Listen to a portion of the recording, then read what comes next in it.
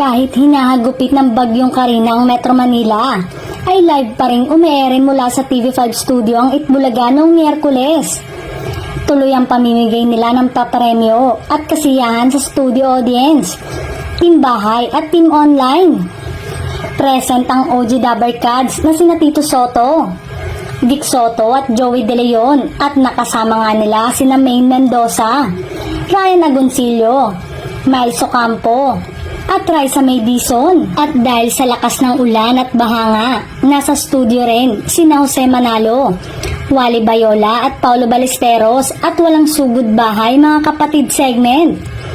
Tanging si Alan Kay lang ang missing in action sa Dabarkads noontime show, kaya siya ang naging sentro ng joke ng mga host. Kapansin-pansin din ang kakaunting bilang ng audience.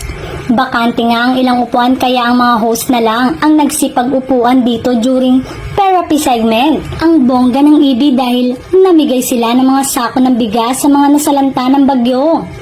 Samantalang in-announce rin ng TVJ ang magaganap na malaking selebrasyon na gagawin ng Itbulaga sa darating na July 30 para ito sa kanilang 46th anniversary celebration. Chika pa ni na Tito, Vic at Joey, may big announcement daw na gagawin ng noontime show this week ukol sa kanilang anniversary celebration.